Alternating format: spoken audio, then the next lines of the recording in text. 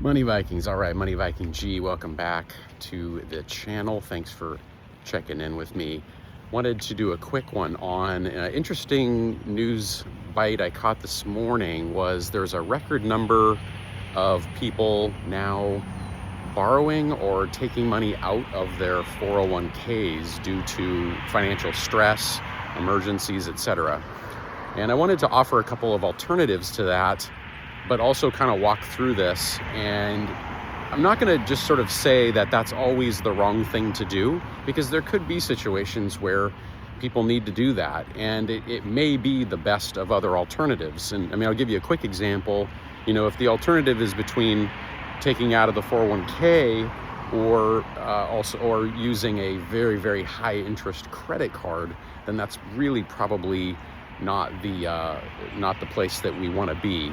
So, you know, there could be a place for this and a situation where this makes a lot of sense. So I wanted to kind of take a walk here and talk through that.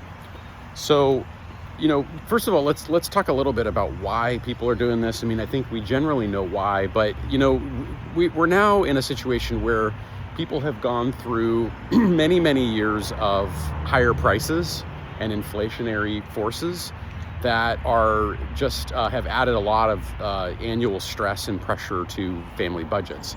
And there's only so long that you can kind of keep that at bay. And at the same time, people really haven't seen their incomes or their salaries go up to keep up with it. So, you know, if several years ago inflation was running extremely hot, prices are sticky with things. Prices actually, when they go up, it's this happens with gas prices, and we might see this with the Iran war.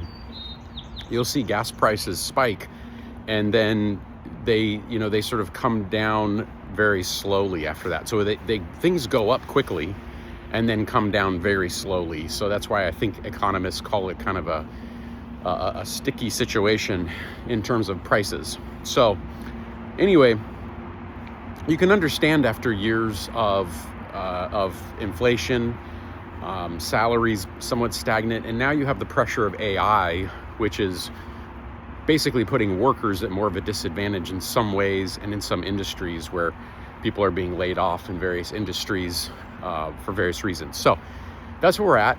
And so because of that, you wouldn't be surprised to see that people are going to be borrowing from their 401ks just to make the monthly bills. Generally speaking, we want to try to avoid this at all costs, but you know, if the situation is one where you'd have to go into a lot of debt and a lot of high interest debt in order to pay the bills, then you know that's probably not a bad idea. So some 401ks, I want to add, actually have very low interest borrowing from yourself. And so that would make a lot of sense. You might be paying 3 or 4% interest on the borrowing from that 401k, but essentially you're paying yourself back. So you're paying back into a savings and investment account of your own. So you are your own bank in that situation. And I have utilized that over the years. I did that once to buy a piece of property. So, you know, my rationale was I was putting it into another asset, and I was borrowing from myself, the bank of me. So that may not be a bad thing. Now, generally, we don't want to touch our 401ks or our IRAs because we really want to let time and compounding work its magic without disrupting it. And that's what that does when we borrow, it disrupts it. So the main thing is try to, the first step would be analyzing one's budget and seeing where can things be cut, right? If you're in a situation like that, you got to go back to basics and back to the budget and say, what can be cut from this budget? What subscriptions can be cut? Are there some places to buy in bulk and do some inflation defense systems that will help, cut monthly costs? Is there a way to do any house hacking and to decrease the cost of housing?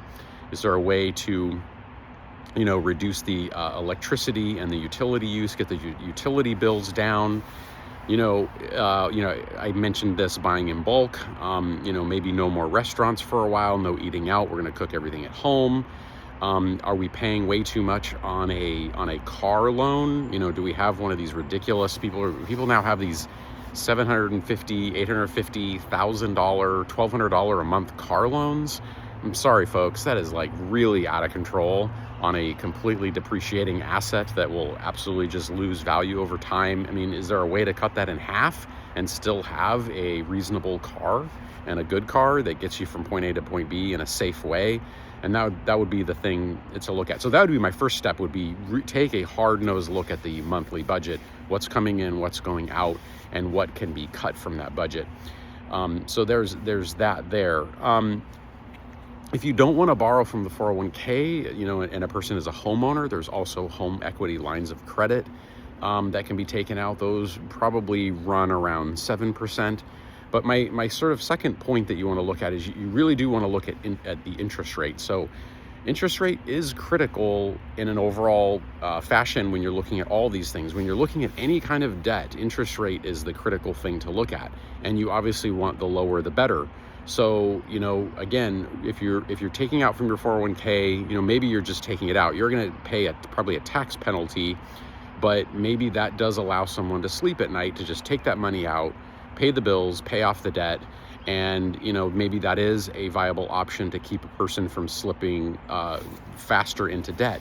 But the critical thing, though, after that has been done, is to seriously stop the bleeding, right? To make sure that sort of untenable situation is not continuing on.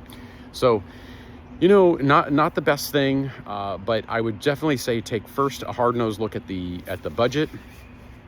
Consider other alternatives in terms of borrowing, because you are going to miss out on the compounding of that investment. So that's critical as well.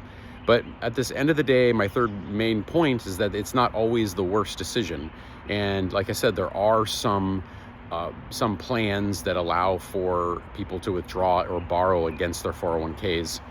And basically they're paying themselves back, which could be advantageous to a person. So with that, what do you think, guys? Please leave a comment below. I'd like to hear your thoughts on this concept of borrowing from the 401k. What does that indicate to you? Is it ever the right decision? I'd like to know. All right, thanks. Bye.